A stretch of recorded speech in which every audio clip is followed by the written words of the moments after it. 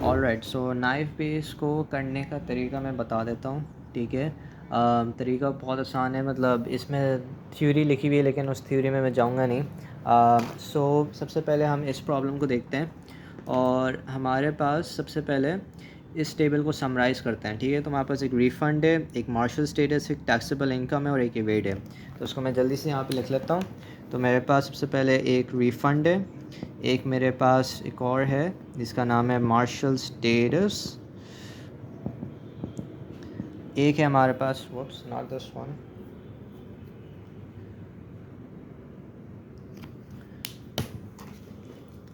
ये वाला यूज़ करते हैं। सो हमारे पास है रिफ़ंड, फिर है हमारे पास मार्शल स्टेटस, फिर है हमारे पास एक और इनकम और एक और है हमारे पास यहाँ पर इवेड, ठीक है।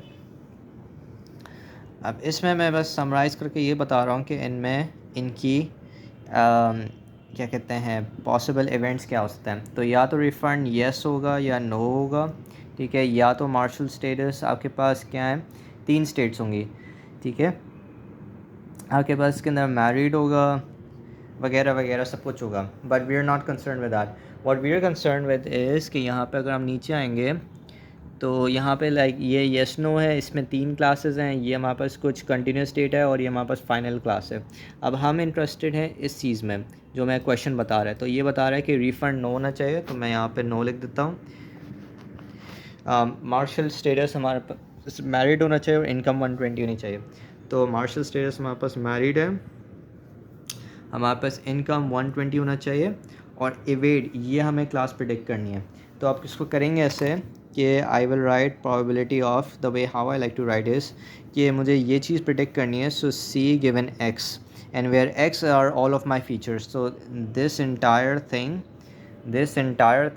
इज़ माई फीचर्स, ठीक है। So this will be probability of X given C, so X given C probability of C. तो प्रोबेबिलिटी ऑफ सी क्या है, जो इवेड होगी। और इवेड में हमारे पास क्या क्या चीज़ें आती हैं, इवेड में हमारे पास आ सकता है या तो येस या नो। तो या तो ये येस होगा या तो ये नो होगा। तो प्रोबेबिलिटी ऑफ सी कैसे निकलेगी, प्रोबेबिलिटी ऑफ सी ऐसे निकलेगी कि या तो इवेड येस होगा, ठीक है, एक ये केस बनेगा, या फिर प्रोबेबिलिटी आपके पास क्या होगी इवेड की नो की होगी।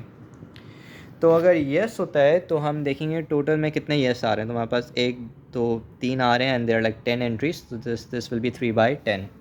तो ये हो जाएगा हमारे पास 3/10 एंड ऑब्वियसली अगर उसको ऑपोजिट कर रहे हैं so that will be 7/10। Now अब आती है बारी इन बाकी क्लासेस की। तो एक एक करके हम देखेंगे कि हम सबसे पहले निकालेंगे प्रोबेबिलिटी ऑफ रिफ़ंड। तो रिफ़ंड क्या है, नो है, तो मैं उसको ऐसे रिप्रेजेंट कर रहा हूँ।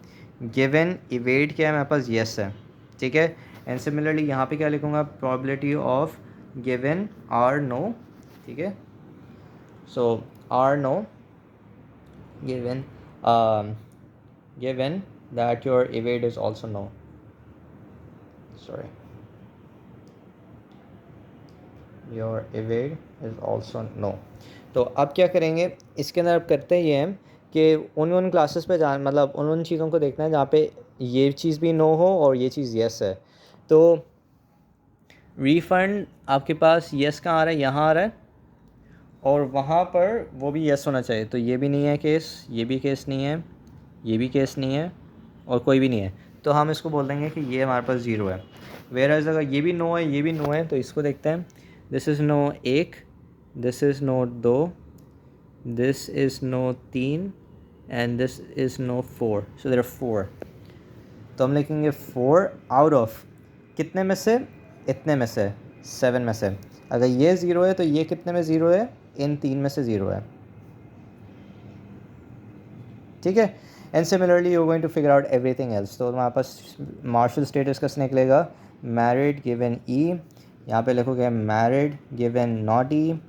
नाउ फिर यहाँ पे तुम करोगे प्रोबेबिलिटी ऑफ इनकम आपके पास कितनी है, 120 है, गिवन दैट ई येस है।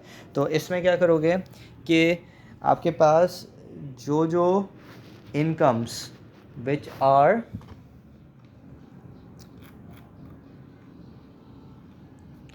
120 से बड़ी हैं, ठीक है, यहाँ पे हम ये अज्यूम करेंगे 120 से बड़ी हैं, उनको आप यहाँ पे इंक्लूड करोगे। तो 120 से बड़ी कौन कौन सी हैं आपके पास, इस पर हम देख लेते हैं। मोड 6.1 तो हमारे पास 125 है, सो उप्स सॉरी नहीं माय बैड, जो नो है ना, उनमें से जो नो है उनकी सिर्फ आपको वो लेनी है।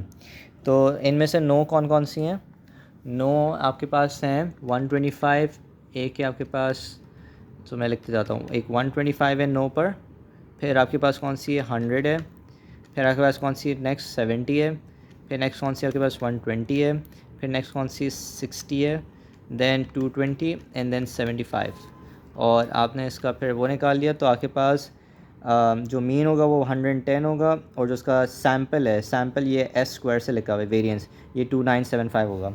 तो इसका जो फॉर्मूला होता है कंटिन्यूस वेरिएबल्स का निकालने का, उसका होता है आपके पास 1/2 पाई एस स्क्वायर्ड, ठीक है, ई, एंड देन यहाँ पे आ जाएगा आपके पास एक्स माइनस जो भी मीन था आपका, जो हमारा इस केस में 110 निकला था, इसका स्क्वायर करो 2 टाइम्स योर एस स्क्वायर्ड, ठीक है, दैट्स इट। नाउ रिमेंबर कि ये एस स्क्वायर्ड इस पूरे उसके अंदर है। अब अगर हम इसका येस का निकालते हैं तो येस का भी निकाल लेते हैं जल्दी से। तो येस किस किस में है हमारे पास, येस है हमारे पास एक 95 में, एक येस है हमारे पास 85 पे, और लास्ट है हमारे पास 90 पे। तो इस पे अगर हम निकालते हैं तो हमारे पास क्या आ रहा है, मीन आ रहा है हमारे पास 95, और एस स्क्वायर पे क्या वैल्यू आ रही है 25। तो इसको देख लेते हैं। यहाँ पर यही चीज़ लिखा हुआ है कि अगर क्लास येस है तो सैम्पल मीन 90 है और सैम्पल वेरिएंस 25 है। That was all with the calculation part. इसमें कुछ थ्योरी है जो मैंने अपने नोट्स में लिखी भी नहीं है, विच वाज रिगार्डिंग के कंटिन्यूस वेरिएबल्स के साथ हम प्रोबेबिलिटी डेंसिटी एस्टिमेशन कर रहे हैं, ठीक है। And the reason why we are doing this is because इससे हमारे पास ज़्यादा अच्छे वो आ रहे हैं, रिज़ल्ट्स आ रहे हैं। हाँ, तो हम ये वाली चीज़ कर रहे हैं रैदर दैन कि हम उसको एक बिन में डाल दें, क्योंकि वो इंडिपेंडेंस की अजम्पशन रिमूव कर देता है, and secondly two way split भी नहीं कर रहे हैं। तो हम प्रोबेबिलिटी डेंसिटी एस्टिमेशन कर रहे हैं, जो हमने फॉर्मूला लेगा था ये प्रोबेबिलिटी डेंसिटी एस्टिमेशन कर रहा है। So that was all.